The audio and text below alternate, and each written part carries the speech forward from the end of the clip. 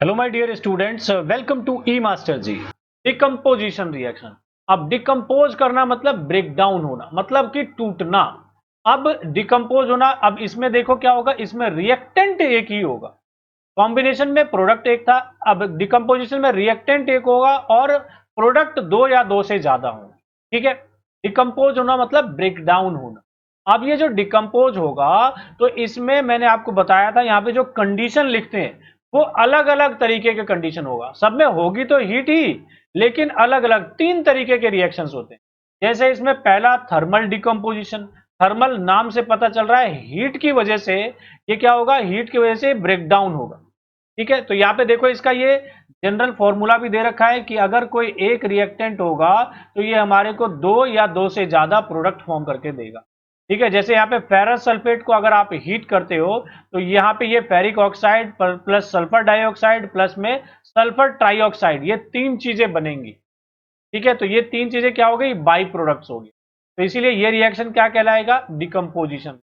इसी तरीके से लाइमस्टोन का देखिए CaCO3, अगर इसको हम हीट करते हैं तो कैल्शियम ऑक्साइड और कार्बन डाइऑक्साइड में ये रिलीज होगा। तीन टाइप होते हैं, ये हमारा ए टाइप, दूसरा हमारा इलेक्ट्रोलाइटिक डिकम्पोजिशन और तीसरा हमारा फोटोलाइटिक डिकम्पोजिशन। उसके बारे में बात करेंगे।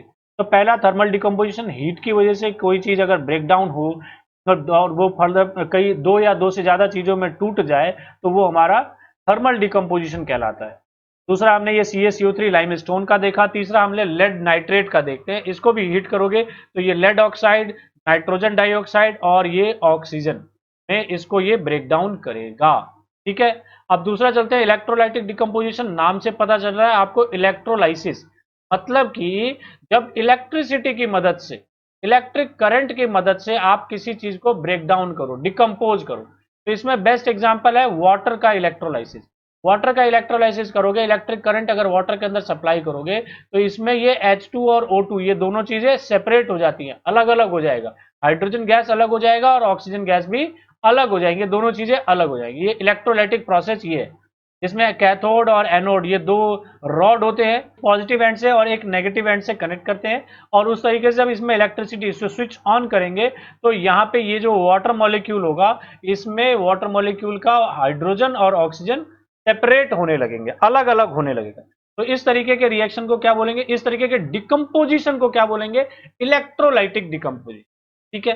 पहला हमने जाना थर्मल डिकम्पोजिशन, दूसरा इलेक्ट्रोलाइटिक डिकम्पोजिशन और थर्ड टाइप है हमारा फोटोलाइटिक डिकम्पोजिशन। इसकी बात करते हैं।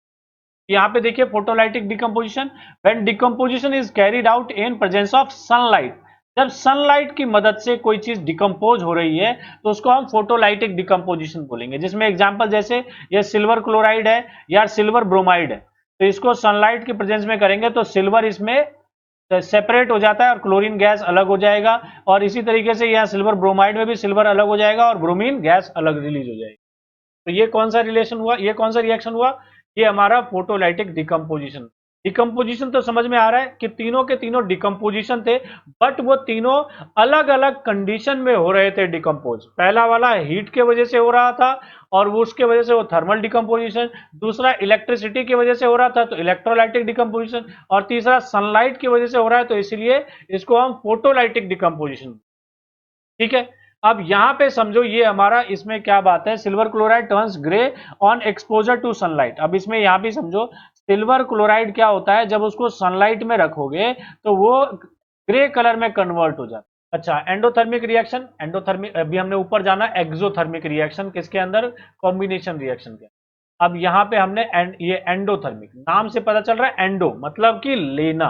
अब इसमें किसी रिएक्शन को परफॉर्म करने के लिए जब हीट की रिक्वायरमेंट होती है, जैसे कि हमने इसका थर्मल डिकम्पोजिशन देखा, यह तीनों ही रिएक्शन में यहां पे हीट की रिक्वायरमेंट होती है, इसलिए डिकम्पोजिशन रिएक्शन को हम एंडोथर्मिक रिएक्शन भी कहते हैं, क्योंकि वहां पे हीट की रिक्वायरमेंट होगी किसी चीज को परफॉर्म, किसी रिएक्शन को परफॉर्म करने के लिए। The reaction which requires energy in the form of heat, light और electricity break reactants are called endothermic reaction. और इसी वजह से क्या होता है, हमारा decomposition reaction is also called endothermic reaction. ठीक है। तो ये बात समझ जाना सभी लोग। तो हमने एक्सोथर्मिक और एंडोथर्मिक में डिफरेंस भी जान लिया।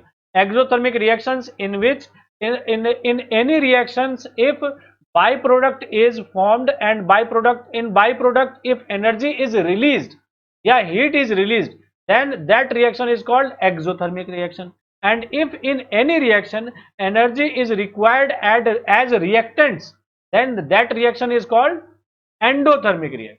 ठीक है, तो ये बात समझ में आनी चाहिए और इसके एग्जाम्पल्स भी आप लोग लिख सकते हो. एक्सोथर्मिक में आप कॉम्बिनेशन रिएक्शन का एग्जाम्पल दे दो और एंडोथर्मिक में आप डिकम्पोजिशन रिएक्शन का एग्जाम्पल दे सकते हो.